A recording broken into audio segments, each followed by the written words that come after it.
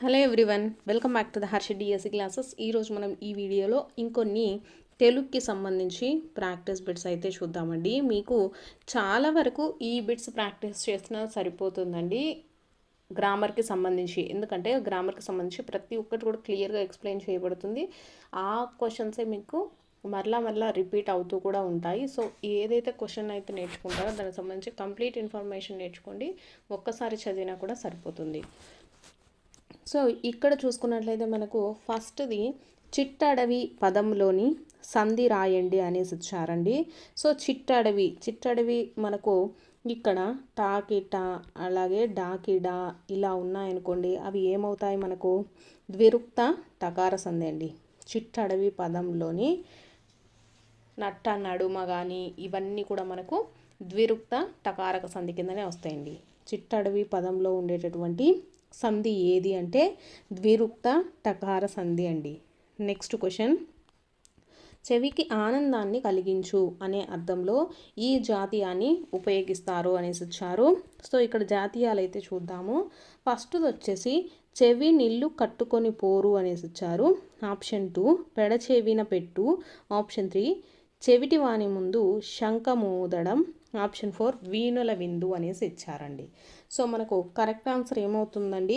వీణుల విందు అంటే చెవికి ఆనందాన్ని కలిగించేటటువంటి అర్థంలో మనము వీణుల విందు అనేదాన్ని వాడతాము. సో ఆప్షన్ 4 కరెక్ట్ అండి. నెక్స్ట్ క్వశ్చన్, క్రింది వాటిలో హేతువార్థక వాక్యాన్ని గుర్తించండి అనేసి ఇచ్చారు.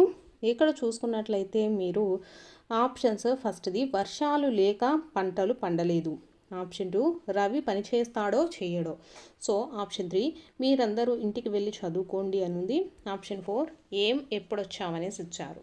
సో ఇక్కడ మీరు చూసుకున్నట్లయితే హేతువార్థక వాక్యం అంటే మనకు లేక, కాక ఇలాంటి వర్డ్స్ అనేటివి వస్తాయన్నమాట ఆ సెంటెన్స్లో.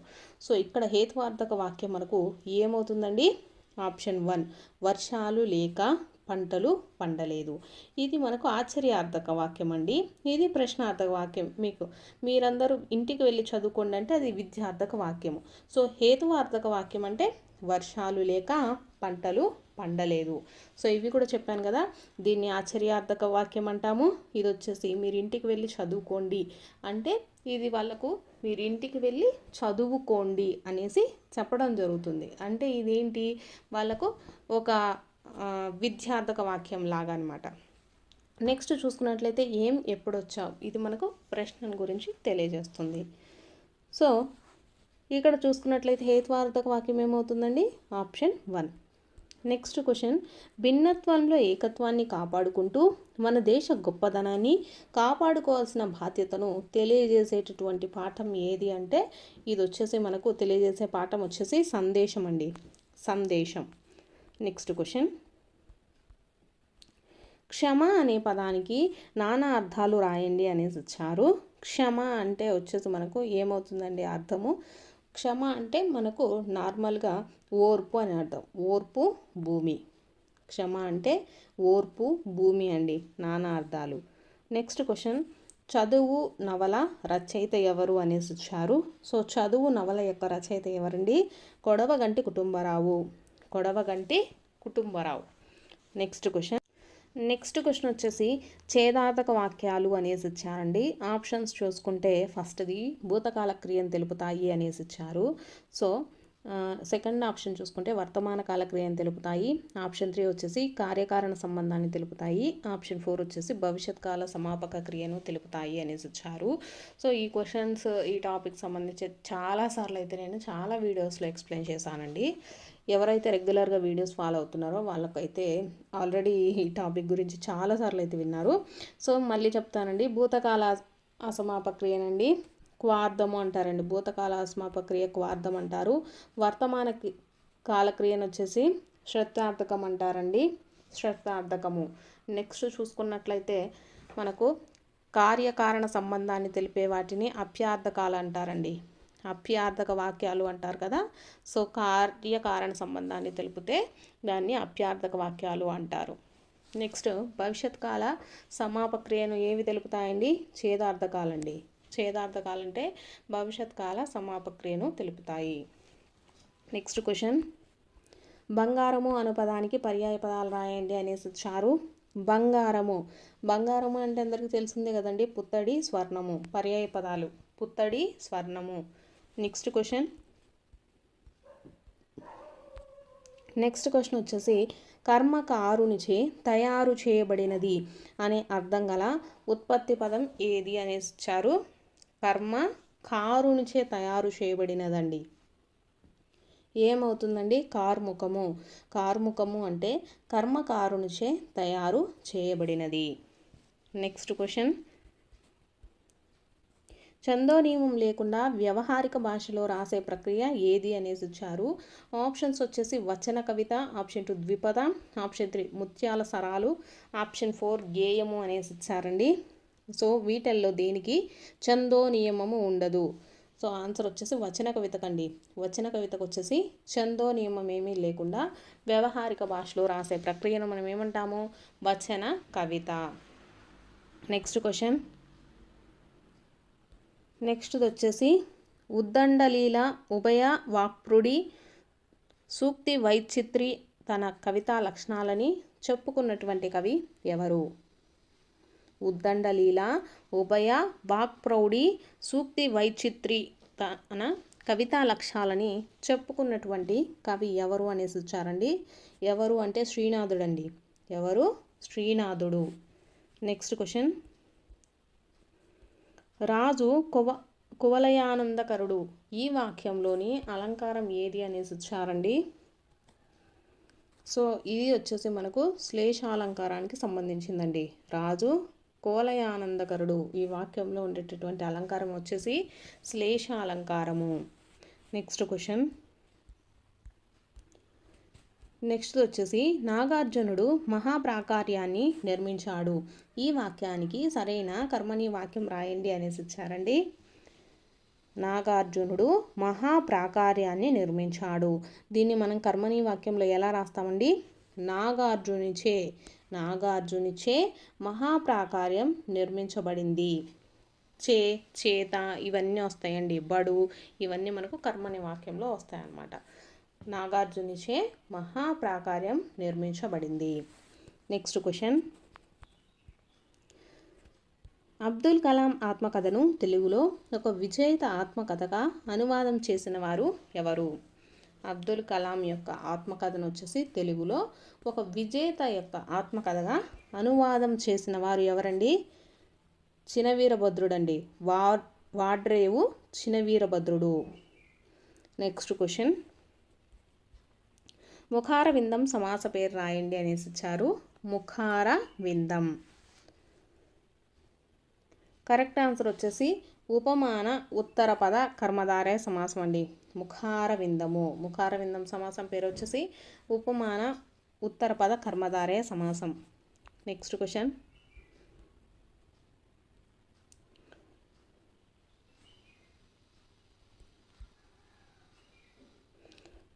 వచ్చేసి 4వ గణంగా సగనం ఉండే వృత్త పద్యం ఏది అనేసి ఇచ్చారండి. 4వ గణంగా సగనం అనేది మనకు రావాలండి. 4వ గణంగా. సో వీటన్నిటికీ మనము చూద్దాము. ఉత్పలమాల చూసుకుంటే మనకి ఏమవుతుందండి? బరన బబరవ అవుతుంది. సో 4వ గణం బగనం అవుతుందండి. సో ఇదైతే కాదు. నెక్స్ట్ సెకండ్ది అయితే చూద్దాము. చంపకమాలకు చూసుకున్నట్లయితే మనకు ఏమవుతుందండి? నజ భజ జజర.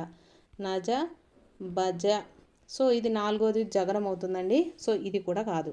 నెక్స్ట్ శార్దూలం చూద్దాము. శార్దూలానికి గణాలు వచ్చేసి మనకేమవుతుందండి? మస జస తతగా. మస జస తతగా. సో ఇక్కడ 4వ గణం ఏమవుతుంది? మనకు సగనం అవుతుంది. కాబట్టి మనకు కరెక్ట్ ఆన్సర్ ఏమవుతుంది? శార్దూలం అండి. శార్దూలం 4వ గణంగా సగనం ఉండే వృత్తపద్యం ఏది? శార్దూలం. మతేబానికి మనకు ఏమొస్తుందండి? సబరణమయవ వస్తుందండి. సబరణమయవ. నెక్స్ట్ క్వశ్చన్ చూద్దాము. సంధి కార్యంలో మొదటి పదంలోని చివరి అచ్చును ఇలా పిలుస్తారు అనేసి ఇచ్చారు. సంధి కార్యం జరిగేటప్పుడు మనకు ఏవైనా 2 పదాలు సంధులు జరుగుతాయి కదా, దాంట్లో మొదటి పదంలోని చివరి అచ్చును ఏమని పిలుస్తారు? పూర్వస్వరం అండి. ఏమని పిలుస్తారు అంటే పూర్వ స్వరం. నెక్స్ట్ క్వశ్చన్ వచ్చేది చెప్పేడు వారు చెప్పినన్ వినేడు వారి కించుక వివేకము పుట్టదే అనేది ఏంటిది అనేసి ఇచ్చారు. ఆప్షన్స్ చూసుకున్నట్లయితే సంస్కృత జాతీయము, సామెత, ప్రాసపదము, ధ్వన్యుకరణము అనేసి ఇచ్చారు. సో ఇది మనకు ఏమవుతుందండి, ఇదొక సామెత అండి. చెప్పేడు వారు చెప్పినన్ వినేడు వారు కించుక వివేకం పుట్టదే అనేది ఏమవుతుంది, సామెత. నెక్స్ట్ క్వశ్చన్ వచ్చేసి అభివృద్ధి పేరుతో అడవులను యథేచ్ఛగా నరికివేస్తున్నారు. సో ఇక్కడ చూసుకున్నట్లయితే మనకు యథేచ్ఛగా అండి. యథేచ్ఛగా అంటే మనకు అర్థాన్ని గుర్తించండి అనేసి ఇచ్చారు. యథేచ్ఛగా అంటే స్వేచ్ఛగా అండి. యథేచ్ఛగా అంటే అర్థం ఏంటి, స్వేచ్ఛగా. నెక్స్ట్ క్వశ్చన్ పైడి అత్యంత విలువైన లోహము, అర్థాన్ని గుర్తించండి అనేసి ఇచ్చారు. పైడి అంటే అర్థం ఏమవుతుందండి, బంగారము. పైడి అంటే బంగారం. నెక్స్ట్ క్వశ్చన్ రేఖ చేతిలో ముకురం ఉంది, కిటికీకి దర్పణం బాగుంది అనేసి ఇచ్చారు. సమానార్థక పదాలను గుర్తించండి అనేసి ఇచ్చారు. ఇక్కడ చూసుకున్నట్లయితే మనకు ముకురము, దర్పణము అన్న అర్థం అనేసి మనకు అర్థమైతే వస్తుందండి. సో కాబట్టి ఇక్కడ మనకు సమానార్థక పదాలు ఏమవుతాయి, ముకురము, దర్పణం. సో ఆప్షన్ 1 అండి, ఆప్షన్ 1. నెక్స్ట్ క్వశ్చన్ చూసుకున్నట్లయితే ధనమే అన్నింటికీ మూలము, సంపద లేక పేదలు ఆకలితో పస్తులు ఉంటున్నారు. సమానార్థక పదాన్ని గుర్తించండి అనేసి ఇచ్చారు. ఇక్కడ ధనము అన్న సంపద అన్న రెండు ఒకటే అండి. కాబట్టి ఆప్షన్ 1 ఈజ్ ద రైట్ అండి, ధనము, సంపద. నెక్స్ట్ క్వశ్చన్ శరత్కాలపు రాత్రి వేళ పండు వెన్నెలలో బృందావనం మెరిసిపోతుంది, వికృతి పదం గుర్తించండి అనేసి ఇచ్చారండి. రాత్రికి వికృతి పదం ఏమవుతుందండి, రేయి. రాత్రి, రేయి. నెక్స్ట్ రాత్రి అంటే రేయి అండి. నెక్స్ట్ దమ్మమును ఆచరించాలి, ప్రకృతి పదాన్ని గుర్తించండి అనేసి ఇచ్చారు. దమ్మము అంటే ఏమవుతుందండి, ధర్మము అంటే దమ్మము. నెక్స్ట్ బృహస్పతి సురులకు గురువు అనేసి ఇచ్చారు. వ్యతిరేక పదాన్ని గుర్తించండి అనేసి ఇచ్చారండి. బృహస్పతి సురులు అంటే ఏమవుతుందండి, దేవతలండి. సురులు అంటే దేవతలకి. సో వ్యతిరేక పదం అడిగారు కదా, దేవతలకు వ్యతిరేక పదం ఏమవుతుంది, అసురులు అండి. సురులకి వ్యతిరేక పదం అసురులు. అసురులు నుండి బృహస్పతి సురులకు గురువు, వ్యతిరేక పదం ఏమవుతుంది, సురులు అంటే అనుసురులు. నెక్స్ట్ క్వశ్చన్ కోపం వల్ల అనర్థాలు కలుగుతాయి. సో కోపానికి వచ్చేసి వ్యతిరేక పదం ఏమవుతుందండి, కోపము, శాంతము. నెక్స్ట్ క్వశ్చన్ క్రింది వానిలో కచిక పదాన్ని గుర్తించండి అనేసి ఇచ్చారండి. కచిక పదం అంటే ఏమవుతుందంటే మనకు ఎటు నుంచి చదివినా కూడా ఒకేలాగా అర్థం వస్తే దాన్ని కచిక పదం అంటాము. అంటే ఫర్ ఎగ్జాంపుల్ వికట కవి, మనము ఫస్ట్ నుంచి చదివినా వెనకాల నుంచి చదివినా ఒకటే వస్తుందన్నమాట. సో కచిక పదం అంటే అదండి. కచిక పదానికి అర్థం ఏంటండి, ఎటు నుంచి చదివినా ఒకేలాగా రావాలి. కునుకు అండి. కునుకుని మనము లెఫ్ట్ సైడ్ నుంచి చదివినా రైట్ సైడ్ నుంచి చదివినా ఒకటేలా ఉంటాయి. కాబట్టి ఇది కచిక పదం అనేసి పిలుస్తాం. ఆప్షన్ 4 రైట్ ఆన్సర్ అండి. నెక్స్ట్ క్వశ్చన్ విక్రముడు కత్తి పట్టుకొని రాజమందిరానికి వెళ్ళాడు, దీంట్లో కర్తను గుర్తించండి అని ఇచ్చారు. దీంట్లో కర్త ఎవరండి, విక్రముడు. కర్త ఎవరు, విక్రముడు. నెక్స్ట్ క్వశ్చన్ మా ఊరిలో రామయ్య అనే రైతు ఉన్నాడు. సో రామయ్య దాన్ని కరెక్ట్గా పద విభజన చేయండి అనేసి ఇచ్చారు. రామయ్య అంటే రామ ప్లస్ అయ్య రామయ్య అండి. రామ ప్లస్ అయ్య రామయ్య మనకు సవర్ణ దీర్ఘ సంధి. నెక్స్ట్ క్వశ్చన్ చిన్నది ప్లస్ అయినా పదాలను కలిపి రాయండి అనేసి ఇచ్చారు. చిన్నది ప్లస్ అయినా చిన్నదైనా అండి, చిన్నదైనా. సో ఇది ఆప్షన్ 1 అండి. చిన్నదైనా అంటే చిన్నది ప్లస్ అయినా. నెక్స్ట్ క్వశ్చన్ వచ్చేసి యశోద మేను పదానికి విగ్రహ వాక్యాన్ని గుర్తించండి అనేసి ఇచ్చారండి. యశోదమేను. యశోదమేనుకు విగ్రహవాక్యం ఏమవుతుందండి? ఇక్కడ చూసుకున్నట్లయితే యశోద యొక్క మేను అండి. యశోదమేను పదానికి విగ్రహవాక్యం వచ్చేసి యశోద యొక్క మేను. నెక్స్ట్ క్వశ్చన్, క్రింది వాణిలో సకర్మక వాక్యాన్ని గుర్తించండి అనేసి ఇచ్చారండి. సకర్మక వాక్యం ఇక్కడ చూసుకున్నట్లయితే ఆప్షన్ 1 వర్షం కురిసింది, ఆప్షన్ 2 వచ్చేసి అమ్మాయి కాలు జారి పడింది, ఆప్షన్ 3 జటాయువు నేల కూలాడు, ఆప్షన్ 4 వచ్చేసి కైక భరతుణ్ణి రాజుగా చూడదలిచింది అనేసి ఇచ్చారు. సో ఇక్కడ చూసుకున్నట్లయితే మనకు సకర్మక క్రియ అంటే మనకు ఆ కర్మ అనేది కంప్లీట్ అవ్వలేదు అనేసి అర్థం అండి. సో ఇక్కడ వర్షం కురిసింది అంటే అది కంప్లీట్ అయిపోయింది. అమ్మాయి కాలు జారి పడింది అంటే అది కూడా కంప్లీట్ అయిపోయింది. జటాయువు నేల కూలాడంటే కంప్లీట్ అయిపోయింది. ఇక్కడ ఏంటి, కైక భరతుణ్ణి రాజుగా చూడదలిచింది అంటే ఇంకా అవ్వలేదనమాట. కాబట్టి అయితే చూడాలి అని అనిపిస్తుంది. కాబట్టి దీంట్లో కర్మ అనేది కంప్లీట్ అవ్వలేదు. కాబట్టి సకర్మక వాక్యం అంటే కర్మ అనేది కంప్లీట్ అనేది అవ్వదు. సో ఇక్కడ ఏమవుతుంది, కైక భరతుని రాజుగా చూడదలిచింది. ఇది మనకు సకర్మక వాక్యం. నెక్స్ట్ క్వశ్చన్, ఒకనాడు రాజసభా మందిరంలో చెంచల నాట్యం చేసింది, క్రియాపదాన్ని గుర్తించండి అనేసి ఇవ్వడం జరిగిందనమాట. క్రియ అంటే ఒక పనిని అనమాట. అక్కడ ఏంటి, నాట్యము చేసింది. చేసింది అనేది మనకు క్రియ అవుతుందండి, చేసింది. నెక్స్ట్ క్వశ్చన్, చెట్లను నరకవద్దు, ఏ విభక్తి ప్రత్యయాన్ని గుర్తించండి అనేసి ఇచ్చారు. ఇక్కడ మనకు ను అనేది మనకు విభక్తి ప్రత్యయం అండి. చెట్లను నరకవద్దు. ఇక్కడ ను అనేది మనకు ఏ విభక్తి ప్రత్యయానికి సంబంధించిందండి? ద్వితీయ విభక్తి. ద్వితీయ విభక్తి. ను అనేది మనకు ఏ విభక్తి? ద్వితీయ విభక్తి. నెక్స్ట్ క్వశ్చన్, సూత్రంలో చెప్పిన వ్యాకరణ కార్యం తప్పనిసరిగా జరిగితే దాన్ని ఏమంటారు అనేసి ఇచ్చారండి. సూత్రంలో చెప్పిన వ్యాకరణ కార్యం తప్పనిసరిగా జరగడాన్ని ఏమంటారు? ఏమంటారండి? దాన్ని నిత్యము అంటారండి. నిత్యము వచ్చేసి వాడు బడికి వడివడిగా వచ్చాడు. సో ఇది మనకు ఏ అలంకారం అని ఇచ్చారండి? ఆప్షన్స్ ఫస్ట్ వచ్చేసి యమక అలంకారము, ఆప్షన్ 2 ముక్తపద గ్రస్త అలంకారము, ఆప్షన్ 3 శ్లేష అలంకారము, ఆప్షన్ 4 వృత్యానుప్రాస అలంకారము అనేసి ఇచ్చారండి. సో మనకు కరెక్ట్ ఆన్సర్ చూసుకున్నట్లయితే ఇది వృత్యానుప్రాస అలంకారం అండి. వాడు బడికి వడివడిగా వచ్చాడు. ఇక్కడ మనం చూసుకున్నట్లయితే ఒక పద్యంలో కానీ, ఒక పాదంలో కానీ, వాక్యంలో కానీ ఒక హల్లు మరలా మరలా పునరావృతం అయితే దాన్ని ఏమంటామంటే వృత్యానుప్రాస అలంకారం అంటాము. ఇక్కడ బడికి, అలాగే ఈడ మళ్ళీ వడి, నెక్స్ట్ వడి ఇలా వచ్చింది కదా. సో ఇది మనకు ఏమవుతుందంటే వృత్యానుప్రాస అలంకారం అయితే అవుతుందండి.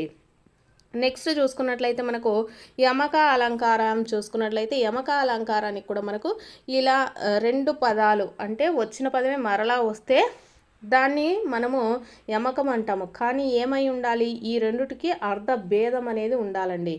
వచ్చిన పదము మరలా వచ్చినట్లు ఉండి అర్ధభేదము ఉంటే దాన్ని యమకము అంటారండి. సో చాలామంది దీన్ని యమకం అంటారు. యమకం అయితే కాదండి, ఎందుకంటే మనకు అర్ధభేదం అనేది ఉండాలి. ఇక్కడ వడి, ఇక్కడ వడి, రెండుటికి కూడా వేగం అనే అర్థం కాబట్టి సో ఇది మనకు యమక అలంకారం అవదండి. సో ఓన్లీ వృత్యానుప్రాస అలంకారం మాత్రమే అవుతుంది. సో ఇది దీనికి సంబంధించిందండి. వాడు బడికి వడివడిగా వచ్చాడు. సో ఇది ఏ అలంకారం అవుతుంది? వృత్యానుప్రాస అలంకారము. నెక్స్ట్ పెట్టి చూద్దాము. దళము పదానికి పర్యాయ పదాలు అడిగాడండి. ఫస్ట్ది మాను వృక్షము, ఆప్షన్ 2 సేన సైన్యము, ఆప్షన్ 3 తెగ జాతి, ఆప్షన్ 4 కులము రంగు అనేసి ఇచ్చారు. సో దళము పదానికి పర్యాయ పదాలండి. దళము అంటే మనకు సైన్యము అండి, సేన సైన్యము. So option 2 is the right answer. Next question, అక్షరం పాఠ్యాంశం యొక్క ఇతివృత్తం ఏది అనేసి ఇచ్చారు. ఆప్షన్ ఫస్ట్ వచ్చేసి సంస్కృతి, ఆప్షన్ 2 మానవ స్వభావము, ఆప్షన్ 3 చదువు యొక్క విశిష్టత, ఆప్షన్ 4 దేశభక్తి అనేసి ఇచ్చారండి. సో కరెక్ట్ ఆన్సర్ ఏమవుతుందండి? చదువు యొక్క విశిష్టత అండి. అక్షరం అనేటటువంటి పాఠ్యాంశం యొక్క ఇతివృత్తం ఏది అంటే చదువు యొక్క విశిష్టత. నెక్స్ట్ బేట్, కవికి సామాజిక స్పృహ అవసరము. గీత గీసిన పదానికి నానా అర్థాలు రాయండి అనేసి ఇచ్చారండి. కవికి నానా అర్థ పదాలు. కవి అంటే నానార్థాలు ఏమవుతాయండి? కవిత్వం రాసేవాడు, అలాగే నీటి కాకి అండి. కవిత్వం రాసేవాడు, నీటి కాకి అనేది మనకు కవికి నానార్థ పదాలు. నెక్స్ట్ బిట్ అయితే చూద్దాము. తోయనందు పుట్టినది, ఉత్పత్తి అర్థము ఏది అనేసి ఇచ్చారండి. ఆప్షన్ ఫస్ట్ వచ్చేసి తోయజము, ఆప్షన్ 2 అమృతము, ఆప్షన్ 3 జయము, ఆప్షన్ 4 అనలము అనేసి ఇచ్చారండి. సో ఇక్కడ తోయజము అండి. తోయజము అంటే తోయనందు పుట్టినది అనేసి అర్థమైతే వస్తుంది. So first is the right answer. Next question చూద్దాము. యోధుడు ప్రకృతి పదానికి వికృతి రాయండి అనేసి ఇచ్చారండి. యోధుడు ఇక్కడ చూసుకున్నట్లయితే ఫస్ట్ది జోదు, ఆప్షన్ 2 జోగు, ఆప్షన్ 3 జోలి, ఆప్షన్ 4 జోడు అనేసి ఇచ్చారండి. సో యోధుడు అనేటటువంటి ప్రకృతి పదానికి వికృతి మనకి ఏమవుతుందండి? జోదు అండి, జోదు. Next bit. కాలధర్మం చెందడం జాతీయానికి అర్థం ఏది అనేసి ఇచ్చారండి. ఆప్షన్స్ ఫస్ట్ది మరుగున పడిపోవటం, ఆప్షన్ 2 అడుగున పడిపోవడం, ఆప్షన్ 3 మరణించడం, ఆప్షన్ 4 కష్టఫలం అనేసి ఇచ్చారండి. సో కాలధర్మం చెందడం అనే జాతీయానికి అర్థం ఏమవుతుందండి? మరణించడము, చనిపోవటాన్ని మనం కాలధర్మం చెందటం అనేసి చెప్తామండి. So option 3 is the right answer. Next bit. అదిగో పులి అంటే ఇదిగో తోక అన్నట్లు, ఇది ఒక ఏంటి అనేసి ఇచ్చారండి. ఆప్షన్స్ ఫస్ట్ది సామెత, ఆప్షన్ 2 జాతీయము, ఆప్షన్ 3 పొడుపు కథ, ఆప్షన్ 4 కళారూపము. సో కరెక్ట్ ఆన్సర్ వచ్చేసి ఇది ఒక మనకు ఏమవుతుందండి? సామెత. అదిగో పులి అంటే ఇదిగో తోక అనేది మనకు ఏమవుతుంది? సామెత. Next question. ఒకనాటి విద్యా విధానాన్ని విద్యార్థులకు తెలియజేయడమే ఈ పాఠ్యాంశం యొక్క ఉద్దేశము. ఆప్షన్స్ చూసుకున్నట్లయితే ఫస్ట్ది నాటి చదువు, ఆప్షన్ 2 చిరమాలిన్యం, ఆప్షన్ 3 సమదృష్టి, ఆప్షన్ 4 మేలి మలుపు అనేసి ఇచ్చారండి. సో కరెక్ట్ ఆన్సర్ వచ్చేసి నాటి చదువు. ఒకనాటి యొక్క విద్యా విధానాన్ని విద్యార్థులకు తెలియజేయడమే ఏ పాఠ్యాంశం యొక్క ఉద్దేశము? నాటి చదువు. నెక్స్ట్ క్వశ్చన్ చూద్దాము. దౌడ భాగంలో పుట్టే అక్షరాలు అనేసి ఇచ్చారండి. ఆప్షన్స్ చూసుకున్నట్లయితే ఫస్ట్ది వచ్చేసి ఓశ్చాలు, ఆప్షన్ 2 కంఠ్యములు, ఆప్షన్ 3 తాళవ్యాలు, ఆప్షన్ 4 మూర్ధన్యాలు అనేసి ఇచ్చారండి. సో కరెక్ట్ ఆన్సర్ వచ్చేసి మనకు దౌడ భాగంలో పుట్టేటటువంటి అక్షరాలను ఏమంటారు అంటే తాళవ్యాలు అంటారండి. ఇక్కడ చూసుకున్నట్లయితే మనకు తాళవ్యములు అంటే తాళవులు అంటే అర్థం ఏంటండి? దవడలు. తాళవులు అంటే అర్థం ఏంటండి? దవడలు. కాబట్టి తాళవుల సహాయంతో పలకబడే వాటిని ఏమంటాము? దవడ భాగంతో పుట్టే అక్షరాలను తాళవ్యాలు అనేసి పిలుస్తామండి. తాళవ్యాలు అంటే మనకి ఏ అక్షరాలు వస్తాయంటే ఈ అలాగే చ, నెక్స్ట్ జ ఇవన్నీ కూడా మనకు తాళవ్యాల కింద వస్తాయండి. నెక్స్ట్ ఆప్షన్స్ చూసుకుంటే ఓష్ట్యాలండి. ఓష్ట్యాలు అంటే పెదవుల సహాయంతో మనకు పలకబడేటటువంటి వాటిని ఓష్ట్యాలు అంటారు. ఇది వచ్చేసి ఊ, నెక్స్ట్ రెండో ఊ, నెక్స్ట్ ప, అలాగే బా, మా ఇవన్నీ మనకు ఓష్ట్యాల కిందకి వస్తాయండి. ఓష్ట్యాలు అంటే పెదవుల సహాయంతో పలకబడే వాటిని ఓష్ట్యాలు అంటాము. అంటే ఊ, పాప, బాబా, మా ఇవి మనకు ఓష్ట్యాల కిందకి వస్తాయి. కంఠ్యములు అంటే కంఠము నుండి పుట్టేవండి. కంఠము నుండి పుట్టే వాటిని కంఠ్యములు అంటాము. వాటికి వచ్చేసి ఆ, నెక్స్ట్ ఖ, నెక్స్ట్ వచ్చేసి గా, అలాగే ఘ అండి, ఒత్తు ఘ, అలాగే హ ఇవన్నీ మనకు కంఠ్యముల కిందికి వస్తాయండి. కంఠముల నుండి పుట్టినవి కాబట్టి కంఠ్యములు అంటాము. ఏమేమి వస్తాయంటే ఆ, ఖ, గ, హ అనే అక్షరములు వస్తాయి. నెక్స్ట్ మూర్ధన్యములు. మూర్ధము అంటే మనకు శిరస్సు అండి. మూర్ధం అంటే మనకు అర్థం ఏమొస్తుంది? శిరస్సు లేదా దవడ మధ్య భాగము అనేసి మనకు అర్థం వస్తుంది అనమాట. సో మూర్ధన్యాలు అనేసి వేటిని అంటామంటే ఠ, అలాగే ఢ, నా, నెక్స్ట్ ష, అలా ఇవన్నీ మనము మూర్ధన్యాలు అనేసి చెప్తామండి. మూర్ధన్యాలు అంటే మనకు మూర్ధము అంటే అర్థం ఏంటండి, శిరస్సు అనమాట, లేదా దవడ మధ్య భాగం నుంచి పుట్టేటటువంటి అక్షరాలను వచ్చేసి మూర్ధన్యాలు అంటారు. వీటికి ఎగ్జాంపుల్స్ వచ్చేసి టాఠ, డాడ, నా, షా, లా ఇవన్నీ మనకు మూర్ధన్యాల కింద మనము చెప్తాము. సో ఇక్కడ మనకు అడిగినటువంటి క్వశ్చన్స్లో వచ్చేసి దవడ భాగంలో పుట్టే అక్షరాలను ఏమంటాము అండి, తాళవులు అంటారండి. దవడలను మనం ఏమని పిలుస్తాము, తాళవులు అనేసి పిలుస్తారు. కాబట్టి దవడ సహాయంతో పుట్టే అక్షరాలను తాళవ్యాలు అనేసి అంటారు. నెక్స్ట్ క్వశ్చన్, వారికి సమాజాభివృద్ధి కాంక్ష లేదు అనేసి ఇచ్చారు. గీత గీసిన పదంలోని సంధి అనేసి ఇచ్చారండి. సమాజాభివృద్ధి అంటే సమాజ ప్లస్ అభివృద్ధి, సమాజాభివృద్ధి. సో ఇది మనకు ఏ సంధి అవుతుందండి, సవర్ణ దీర్ఘ సంధి. నెక్స్ట్ క్వశ్చన్ వచ్చేసి ఉభయ పద ప్రాధాన్యం కలిగిన సమాసం ఏది? ఉభయ పద ప్రాధాన్యం కలిగిన సమాసం. ఆప్షన్ ఫస్ట్ వచ్చేసి ద్వంద్వ సమాసం, ఆప్షన్ 2 రూపక సమాసం, ఆప్షన్ 3 ద్విగు సమాసం, ఆప్షన్ 4 బహువ్రీహి సమాసం అనేసి ఇచ్చారండి. ఉభయ పద ప్రధానమైన సమాసమును మనము ఏ సమాసం అంటారండి, ద్వంద్వ సమాసం అనేసి పిలుస్తాము. ఎందుకంటే ఇక్కడ మనకు వచ్చేసి ఇక్కడ ఉండేటటువంటి రెండు పదాలు కూడా ఒక సమానమైనటువంటి ప్రాధాన్యం, ఇంపార్టెన్స్ అనేది కలిగి ఉంటాయన్నమాట. ఫర్ ఎగ్జాంపుల్ చూసుకున్నట్లయితే సూర్య చంద్రులు అండి, సూర్య చంద్రులు తీసుకున్నాం అనుకోండి, ఇది మనకు ద్వంద్వ సమాసం అవుతుంది. దీంట్లో మనకు సూర్యుడును నెక్స్ట్ చంద్రుడును, ఇక్కడ రెండుటికి కూడా సమాన ప్రాధాన్యత అయితే ఉంటుంది, సూర్యుడును చంద్రుడును.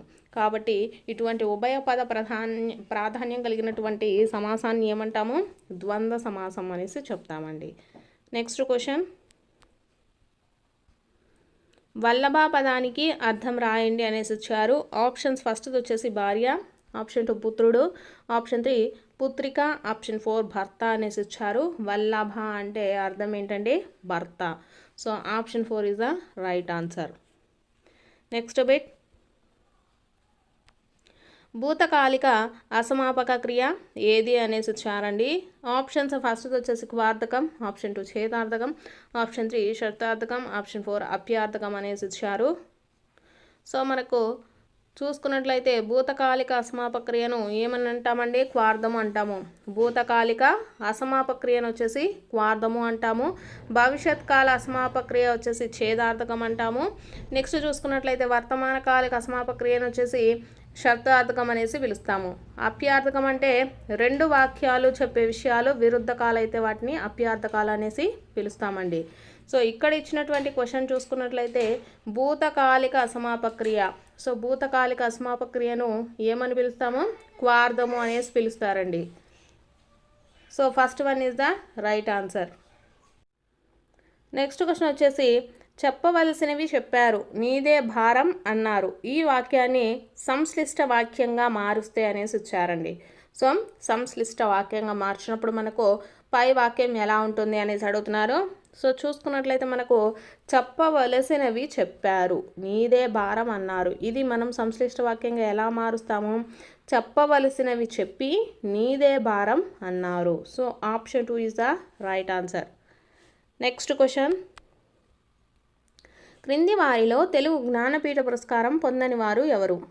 ఆప్షన్ ఫస్ట్ వచ్చేసి Puttaparthi Narayanacharyulu, option 2 C Narayana Reddy, option 3 Viswanatha Satyanarayana, option 4 Ravuri Bharadwaja అనేసి ఇచ్చారండి.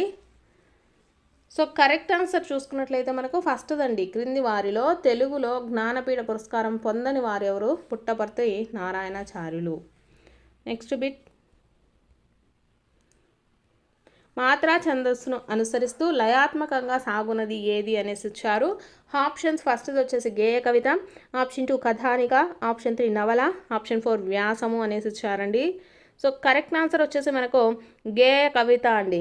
గేయ కవిత మాత్రా ఛందస్సును అనుసరిస్తూ లయాత్మకంగా సాగునది ఏది అంటే గేయ కవిత.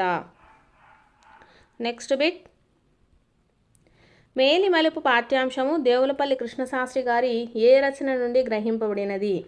ఆప్షన్ ఫస్ట్ వచ్చేసి Amrutha Veena, option 2 Krishnapakshamu, option 3 Pushpalavikalu, option 4 Urvashi. So correct answer వచ్చేసి ఆప్షన్ 3 పుష్పలావికలు అండి.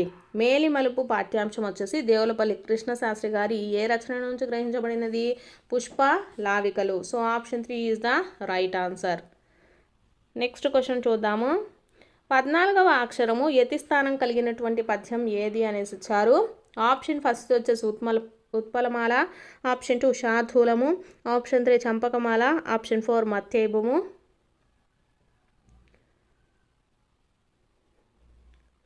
సో కరెక్ట్ ఆన్సర్ వచ్చేసి మనకు మత్తేపం అండి. 14వ అక్షరం యతి స్థానం కలిగినటువంటి పద్యం వచ్చేసి మత్తేపము.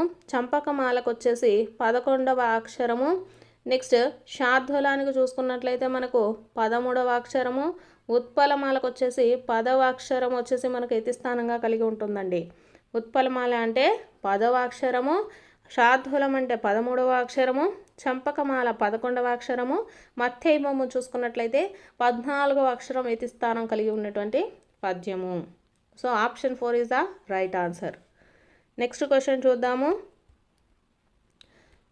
చతుర్దశ భువనాలు అంటే ఆప్షన్ ఫస్ట్ వచ్చేసి 14 లోకాలు, ఆప్షన్ 2 4 లోకాలు, ఆప్షన్ 3 10 లోకాలు, ఆప్షన్ 4 14 భవనాలు అనేసి ఇచ్చారండి. చతుర్దశ భవనాలు అంటే అర్థం ఏంటి? చతుర్దశ అంటే మనకు భవనాలు 14 లోకాలండి. చతుర్దశ భవనాలు అంటే అర్థం ఏంటి? 14 లోకాలు. Next bit. పూర్వ పరస్వరాలకు పరస్వరం ఏకాదేశం కావటాన్ని ఏమంటారు అనేసి ఇచ్చారు. ఆప్షన్ ఫస్ట్ వచ్చేసి సంధి, ఆప్షన్ 2 ఆదేశము, ఆప్షన్ 3 సమాసము, ఆప్షన్ 4 ఆగమం అనేసి ఇచ్చారండి. సో దీంట్లో కరెక్ట్ ఆన్సర్ వచ్చేసి మనకు ఏమవుతుందండి? సంధి. పూర్వ పరస్వరాలకు పరస్వరం ఏకాదేశం కావటాన్ని ఏమని పిలుస్తారు? సంధి అనేసి పిలుస్తారండి. ఆదేశము అంటే ఏంటంటే ఉన్న అక్షరములలో ఒక అక్షరం తొలగించి వేరొక అక్షరం వచ్చేసి మనకు శత్రువులాగా చేరినట్లయితే దాన్ని ఏమంటాము? ఆదేశము అంటాము. సో ఆగమము అంటే ఏంటి? ఉన్న అక్షరం అలాగే ఉంచి వేరొక అక్షరం వచ్చేసి మనకు మిత్రునిగా చేరితే దాన్ని ఏమంటాము? ఆగమం అంటామండి. ఆదేశానికి రిటర్న్ అంటే మనకు వ్యతిరేకంగా ఆగమం అయితే ఉంటుంది. సో సమాసం అంటే ఏంటి? అర్థవంతమైన 2 పదాలు కలిసి కొత్త పదం ఏర్పడితే దాన్ని మనము సమాసము అనేసి పిలుస్తామండి. అర్థమైంది కదా? పూర్వ పరస్వరాలకు పరస్వరం ఏకాదేశంగా అయితే దాన్ని ఏమంటాము? సంధి అంటాము. ఇక్కడ ఆదేశం అంటే ఉన్న అక్షరంలో ఒక అక్షరాన్ని తొలగించి వేరొక అక్షరం శత్రువులాగా వస్తే దాన్ని ఆదేశము అంటాము. ఆగమం అంటే ఏంటి? ఉన్న అక్షరములను అలాగే ఉంచి ఇంకొక కొత్త అక్షరం మనకు మిత్రునిలాగా చేరితే దాన్ని ఆగమనము అంటాము. సమాసము అంటే ఏంటి? అర్థవంతమైన 2 పదాలు కలిసి కొత్త పదం ఏర్పడితే దాన్ని సమాసము అంటామండి. నెక్స్ట్ బిట్ చూద్దాము. నీవు బయటికి వెళ్ళవద్దు ఏ రకమైన వాక్యము అనేసి ఇచ్చారు. ఆప్షన్ ఫస్ట్ ఆశీర్వాదక వాక్యము, ఆప్షన్ 2 నిషేధార్థక వాక్యం, ఆప్షన్ 3 ప్రశ్నార్థక వాక్యం, ఆప్షన్ 4 అనుమత్యార్థక వాక్యం అనేసి ఇచ్చారండి. సో దీంట్లో చూసుకున్నట్లయితే క్వశ్చన్ ఏమిచ్చారు? నీవు బయటికి వెళ్ళవద్దు అంటే నిరాకరించటం అనమాట. సో అదేమవుతుంది? మనకు నిషేధార్థక వాక్యం అవుతుంది. So option 2 is the right answer. ఆశీర్వాదక వాక్యం అంటే ఏంటి? నువ్వు చల్లగా ఉండు అలా చెప్తూ ఉంటారు కదా. సో అది మనకు ఆశీర్వాదక వాక్యం అవుతుంది. ప్రశ్నార్థక వాక్యం అంటే క్వశ్చన్ మార్క్. మనం ఏదైనా క్వశ్చన్ అడిగితే అంటే నీ వయసు ఎంత అని కానీ లేకపోతే నీ పేరేంటి అని ఇలాంటి వాక్యాలను ప్రశ్నార్థక వాక్యాలు అంటారు. అనుమత్యార్థక వాక్యం అంటే నువ్వు ఇక్కడి నుంచి వెళ్ళు లేకపోతే అలాంటి వెళ్ళు అనేసి చెప్తూ ఉంటాం కదా. సో అటువంటి వాక్యాలను మనము దేనికైనా అనుమతినిచ్చినట్లయితే సో వాటిని అనుమత్యార్థక వాక్యం అనేసి చెప్తాము. సో ఇక్కడ నీవు బయటికి వెళ్ళవద్దు అంటే నిరాకరించడం అంటే నిషేధించడం. నువ్వు అక్కడికి వెళ్ళొద్దు అని చెప్తున్నారు కాబట్టి సో అది ఏ వాక్యం అవుతుంది? నిషేధార్థక వాక్యం అవుతుంది.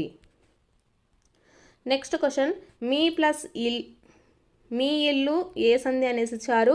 ఆప్షన్స్ ఫస్ట్ వచ్చేసి ఎడాగమ సంధి, అనునాసిక సంధి, ఆప్షన్ 3 అత్వ సంధి, ఆప్షన్ 4 ఇత్వ సంధి అనేసి ఇచ్చారు. మీ ఇల్లు అనేది ఏ సంధి అవుతుందండి? మీ ప్లస్ ఇల్లు, మీ ఇల్లు అనేది అవుతుందన్నమాట. సో ఇది మనకు ఏ సంధి? ఎడాగమ సంధి అవుతుందండి. ఎడాగమ సంధి. Next question. క్రింది వాటిలో వ్యతిరేకార్థక క్రియాపదం ఏది అనేసి ఇచ్చారు. ఫస్ట్ది వచ్చేసి రాస్తే, ఆప్షన్ 2 రాయక, ఆప్షన్ 3 రాసి, ఆప్షన్ 4 రాస్తూ అనేసి ఇచ్చారండి. సో మనకు వ్యతిరేకార్థక క్రియాపదం అండి. సో మనకు వ్యతిరేకార్థక క్రియాపదం ఏమవుతుంది? రాయక. రాయక అంటే రాయట్లేదు అని అర్థం. సో కాబట్టి ఇది మనకు ఏ పదము? వ్యతిరేకార్థక క్రియాపదము. నెక్స్ట్ పెట్టి చూద్దాము. అష్టావధానంలో అంశాల సంఖ్య ఎంత అనేసి ఇచ్చారండి. ఆప్షన్ ఫస్ట్ది వచ్చేసి 6, ఆప్షన్ 2 7, ఆప్షన్ 3 8, ఆప్షన్ 4 9 అనేసి ఇచ్చారు.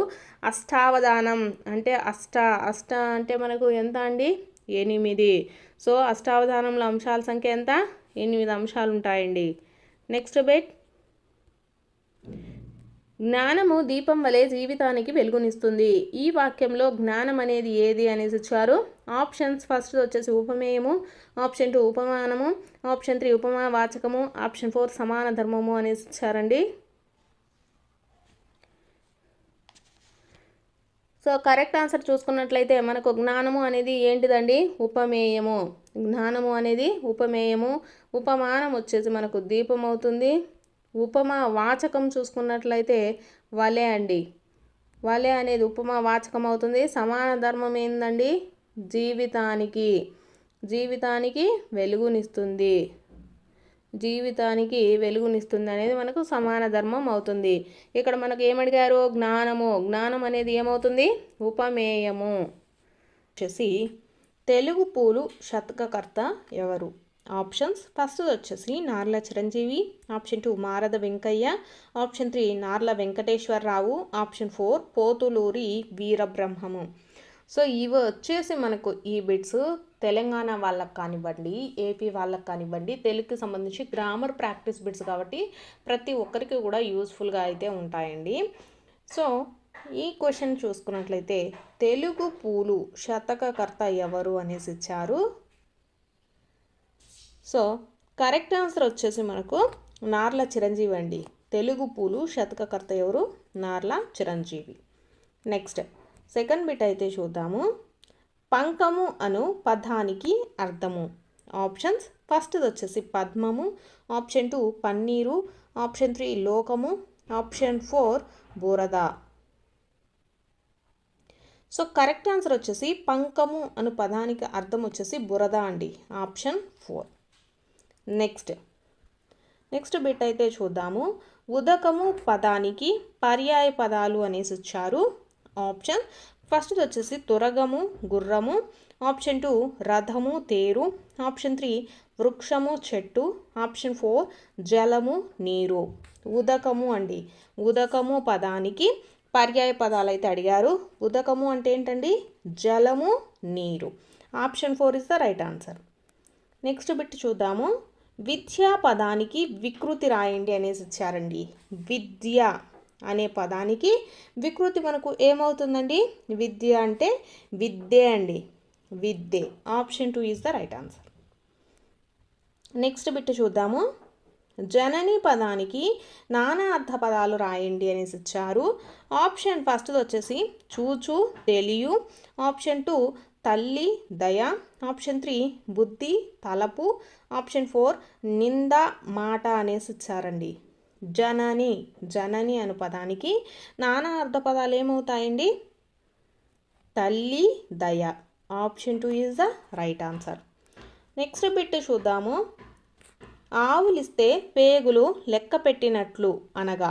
ఆప్షన్ ఫస్ట్ది వచ్చేసి ఆవుల పేగులు లెక్క పెట్టడం, ఆప్షన్ 2 విషయాన్ని ఆలస్యంగా గ్రహించటం, ఆప్షన్ 3 వచ్చేసి విషయాన్ని త్వరగా గ్రహించటం, ఆప్షన్ 4 ఆవులను అమ్మి పేగులు కొనుక్కోవటం అనేసి ఇచ్చారండి. సో మనకు దీనికి కరెక్ట్ ఆన్సర్ ఏమవుతుందండి? ఆప్షన్ 3 విషయాన్ని త్వరగా గ్రహించడం. ఆవులిస్తే పేగులు లెక్క పెట్టడం అనేది ఏంటండి? విషయాన్ని త్వరగా గ్రహించటం. నెక్స్ట్ బిట్ చూద్దాము. వినేవాటికి కనేవాటికి బెత్తడు దూరం ఏమిటది అనేసి ఇచ్చారు. ఆప్షన్స్ ఫస్ట్ది చెవులు నోరు, ఆప్షన్ 2 చెవులు ముక్కు, ఆప్షన్ 3 చెవులు చెంపలు, ఆప్షన్ 4 చెవులు కన్నులు అనేసి ఇచ్చారండి. సో వినేవాటికి మనం వేటితో వింటామండి? చెవులతో వింటాము. అలాగే కనేవాటికి అంటే కలలు కంటూ ఉంటారు కదా, సో వాటిని మనం దేంతో కంటాము? కన్నులతోటి కంటాం. కాబట్టి option 4 is the right answer అండి. చెవులు, కన్నులు is the correct answer. Next question వచ్చేసి, కవి ప్రతిభను ఔరా అని మెచ్చుకున్నారు. ఈ వాక్యంలో అవ్యయం అనేసి ఇచ్చారండి. ఆప్షన్స్ ఫస్ట్ది కవి, ఆప్షన్ 2 ప్రతిభ, ఆప్షన్ 3 ఔరా, ఆప్షన్ 4 మెచ్చుకున్నారు అనేసి ఇవ్వడం జరిగిందండి. అవ్యయము అంటే లింగ వచన విభక్తులు లేనటువంటి వాటిని అవ్యయాలు అనేసి అంటారు. అంటే అవ్యయానికి లింగం అంటూ ఏమీ ఉండదు. సో కాబట్టి దీంట్లో మనకు ఏమవుతుందండి? ఔరా అనేది మనకు అవ్యయం అవుతుంది. ఆహా, భలే ఇవన్నీ కూడా మనకు అవ్యయాల కింద వస్తాయి. So option 3 is the right answer. Next bit చూద్దాము. వృక్షము అవనిని రక్షించును. ఈ వాక్యంలో గీత గీసిన పదంలోని విభక్తి ఏది అనేసి ఇచ్చారండి. ఆప్షన్స్ ఫస్ట్ది ప్రథమా విభక్తి, ఆప్షన్ 2 ద్వితీయ విభక్తి, ఆప్షన్ 3 తృతీయ విభక్తి, ఆప్షన్ 4 చతుర్థి విభక్తి ఇచ్చారు. వృక్షము అవనిని రక్షించును అనేసి ఇచ్చారండి. అవనిని, ని అనేది మనకు ఏ విభక్తి ప్రత్యయం అవుతుంది? నిన్, ను, లన్, గూర్చి, గురించి ద్వితీయ విభక్తి కదా మనకు.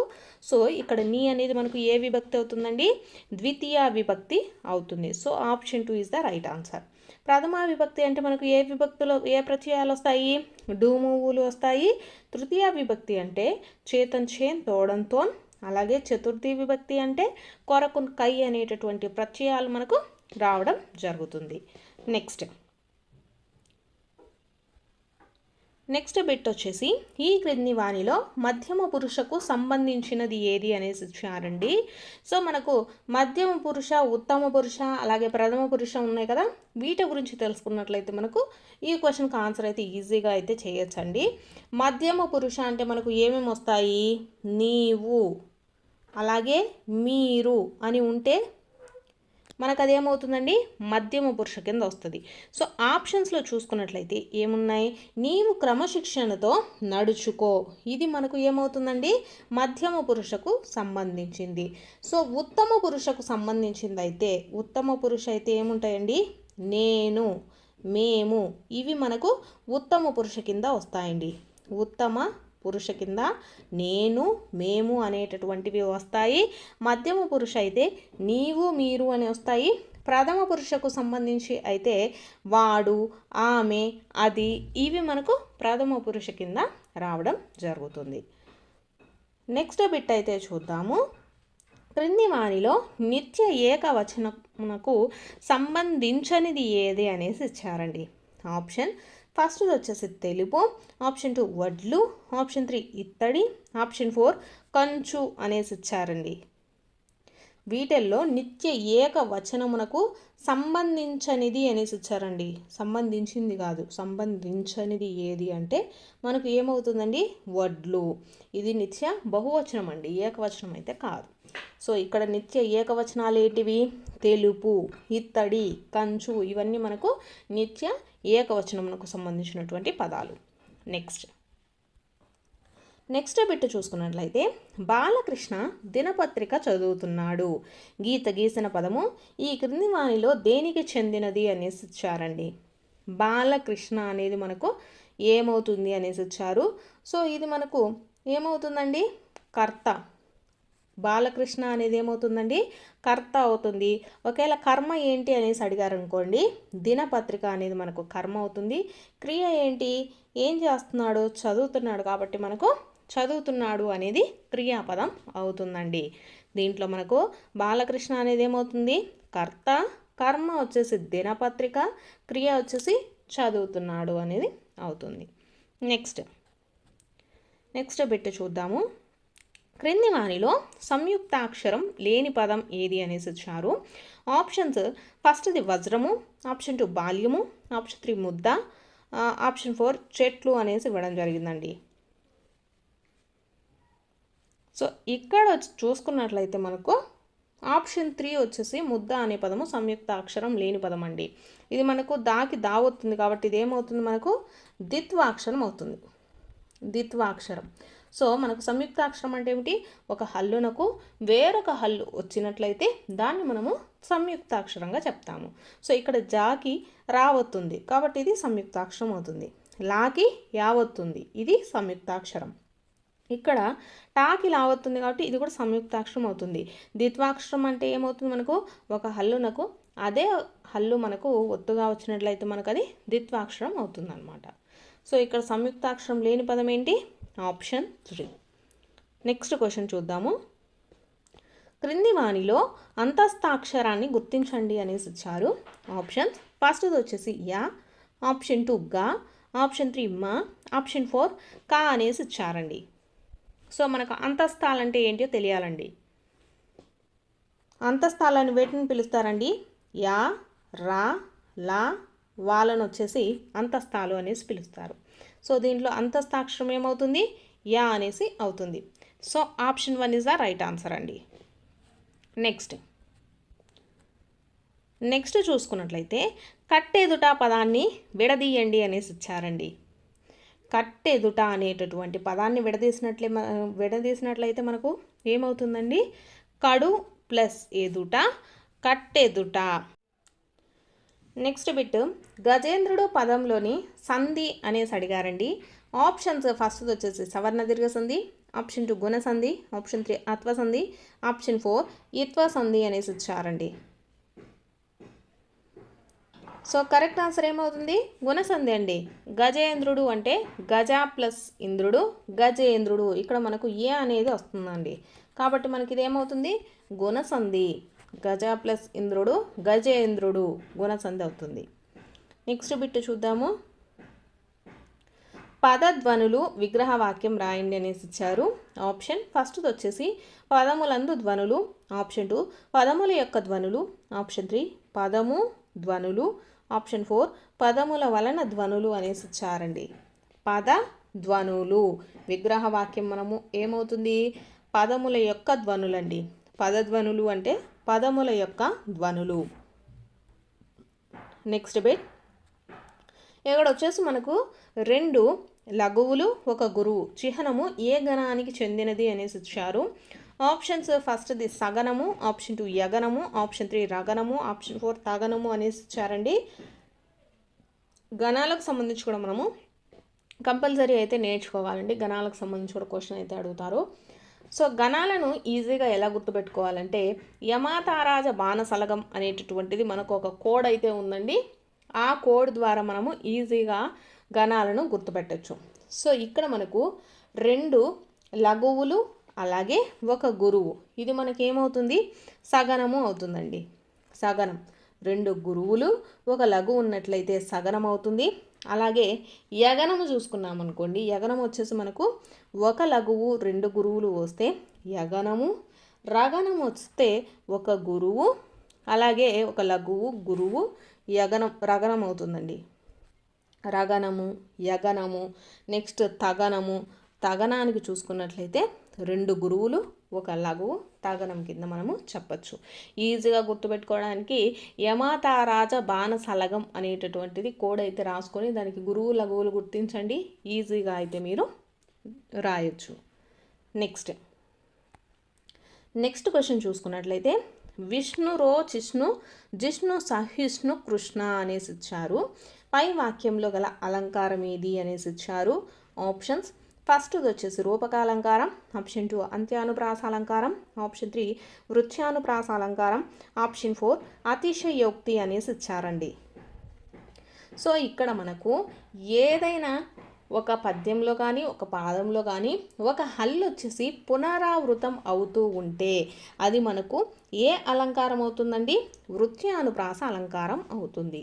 ఇక్కడ స్ను అనేది మనకు రిపీట్ అవుతూనే ఉంది, పునరావృతం అవుతూనే ఉంటే దాన్ని ఏమంటాము? వృత్యానుప్రాస అలంకారం కింద చెప్తాము. So option 3 is the right answer. Next bit చూద్దాము. సిగ్గుపడుతూ నా ముందు నిలబడొద్దు, ఇది ఏ వాక్యము అనేసి ఇచ్చారు. ఆప్షన్స్ ఫస్ట్ది అనుమత్యార్థక వాక్యము, ఆప్షన్ 2 ప్రశ్నార్థక వాక్యము, ఆప్షన్ 3 ఆశ్చర్యార్థక వాక్యము, ఆప్షన్ 4 నిషేధార్థక వాక్యము అనేసి ఇచ్చారండి. సో మీకు చాలా సార్లు అయితే ప్రతి ఒక్కసారి కూడా చెప్తూ వచ్చిందే మనం ఏమైనా అనుమతినిస్తున్నట్లయితే దాన్ని అనుమత్యార్థక వాక్యం అంటాము. ప్రశ్నార్థక వాక్యం అంటే అందరికీ తెలిసిందే, క్వశ్చన్ మార్క్ అనేది ఉంటుంది. ఆశ్చర్యార్థక వాక్యం అంటే ఆశ్చర్యార్థకం సింబల్ అయితే ఉంటుంది, అది అందరికీ తెలిసిందే. నిషేధార్థక వాక్యం అంటే మనకు ఇది చేయవద్దు అనేటటువంటి నిషేధాన్ని తెలుపుతుంటే అది నిషేధార్థక వాక్యం అవుతుంది. ఇక్కడ నిలబడొద్దు అనేటటువంటి నిషేధాన్ని తెలుపుతుంది కాబట్టి ఇది మనకేమవుతుంది, నిషేధార్థక వాక్యం అవుతుంది. Option 4 is the right answer. Next bit వచ్చేసి మనకి ఇవి మెథడాలజీకి సంబంధించినటువంటివండి. నిర్మాణాత్మక విమర్శనాత్మక దృష్టిని పెంపొందించుకొనుట అనునది. ఆప్షన్ ఫస్ట్ వచ్చేసి జ్ఞానము, అవగాహన. ఆప్షన్ 3 సృజనాత్మకత. ఆప్షన్ 4 భాషాభిరుచి అనేసి ఇచ్చారండి. నిర్మాణాత్మక అలాగే విమర్శనాత్మక దృష్టిని పెంపొందించుకొనుట అంటే అతనికి ఏదైనా ఒక అంశం మీద ఎక్కువగా ఇంట్రెస్ట్ ఉన్నప్పుడే దాన్ని అంటే ఆ అంశానికి సంబంధించి ప్రతి ఒక్కటి కూడా తెలుసుకోవాలనేటటువంటి అభిరుచి ఉంటుందన్నమాట. కాబట్టి అదేమవుతుంది, భాషాభిరుచి అనేసి చెప్తామండి. నిర్మాణాత్మక విమర్శనాత్మక దృష్టిని పెంపొందించుకొనుట అనున్నది ఏమవుతుంది, భాషాభిరుచి. నెక్స్ట్ బిట్ చూద్దాము. గిడుగు వెంకట రామ్మూర్తి గారి జన్మదినాన్ని ఏ దినోత్సవంగా జరుపుకుంటాము? ఆప్షన్స్ ఫస్ట్ వచ్చేసి అంతర్జాతీయ మాతృభాషా దినోత్సవం. ఆప్షన్ 2 తెలుగు భాషా దినోత్సవం. ఆప్షన్ 3 అంతర్జాతీయ అక్షరాస్యతా దినోత్సవం. ఆప్షన్ 4 అంతర్జాతీయ సంగీత దినోత్సవము. సో కరెక్ట్ ఆన్సర్ వచ్చేసి తెలుగు భాషా దినోత్సవం అండి. గిడుగు వెంకట రామ్మూర్తి గారి జన్మదినాన్ని మనము ఏ దినోత్సవంగా జరుపుకుంటాము? తెలుగు భాషా దినోత్సవము. నెక్స్ట్ బిట్ చూద్దాము. ఉత్తమ భాషణం లక్షణం కానిది ఏది అనేసి ఇచ్చారండి. ఉత్తమ భాషణం అంటే భాషణం అంటే మాట్లాడడం, ఉత్తమ అంటే నీట్గా పద్ధతిగా మాట్లాడడం. సో కాబట్టి ఇక్కడ ఆప్షన్స్ చూద్దాము. ఫస్ట్ది ధైర్యంగా మాట్లాడడం. ఆప్షన్ 2 ధారాళంగా మాట్లాడడం. ఆప్షన్ 3 దోషాలతో మాట్లాడడం. ఆప్షన్ 4 స్పష్టంగా మాట్లాడడం. సో ఇక్కడ లక్షణం కానిది ఏది అనేసి అడిగారండి. సో ఇక్కడ చూసుకున్నట్లయితే ఆప్షన్ 3 అనేది లక్షణం కాదండి. దోషాలతో మాట్లాడడం అనేది ఉత్తమ భాషణం యొక్క లక్షణం కాదు. ఉత్తమ భాషణం అంటే ఎలా ఉండాలి, స్పష్టంగా మాట్లాడగలగాలి, అలాగే ధారాళంగా తప్పులు పోకుండా మాట్లాడాలి, ధైర్యంగా మాట్లాడాలండి. నెక్స్ట్ ఉచిత నిర్బంధ విద్యా హక్కు బిల్లును లోక్సభ ఆమోదించిన తేదీ అనేసి వచ్చారండి. ఉచిత నిర్బంధ విద్యా హక్కు చట్టం ఉంది కదా మనకు, ఆ బిల్లును లోక్సభ ఎప్పుడు ఆమోదించింది అనేసి అడిగారు. ఎప్పుడు అంటే మనకు 4 ఆగస్టు 2009 అండి. 4 ఆగస్ట్ 2009. నెక్స్ట్ బిట్ చూద్దాము. పాఠ్య పుస్తకాల విద్యా ప్రమాణాలలో లేనిది ఏది అనేసి ఇచ్చారండి. ఆప్షన్స్ ఫస్ట్ది పదజాలము. ఆప్షన్ 2 స్వీయ రచన. ఆప్షన్ 3 సృజనాత్మకత. ఆప్షన్ 4 మూల్యాంకనం అనేసి ఇచ్చారండి. పాఠ్య పుస్తకాల విద్యా ప్రమాణాలలో లేనిదండి, పాఠ్య పుస్తకాలకు సంబంధించి అనమాట. సో పాఠ్య పుస్తకాలలో మనకు ఏ విద్యా ప్రమాణాలు ఉంటాయండి? పదజాలము, స్వీయ రచన, సృజనాత్మకత ఉంటాయి. లేనిది వచ్చేసి మూల్యాంకనం అండి. ఆప్షన్ 4. నెక్స్ట్ బిట్ చూద్దాము. మంచి ప్రశ్నాపత్రం లక్షణం కానిది ఏది అనేసి ఇచ్చారు. ఆప్షన్ ఫస్ట్ది వచ్చేసి విశ్వసనీయత. ఆప్షన్ 2 ఔపయోగిత. ఆప్షన్ 3 కాఠిన్యత. ఆప్షన్ 4 ప్రామాణికత. సో మంచి ప్రశ్నపత్రం అంటే ఎలా ఉండాలి? విశ్వసనీయతగా ఉండాలి, ఔపయోగిత, ప్రామాణికత ఉండాలి. ఉండకూడనిది ఏంటిదంటే కాఠిన్యత అనేది ఉండకూడదండి. So option 3 is the right answer.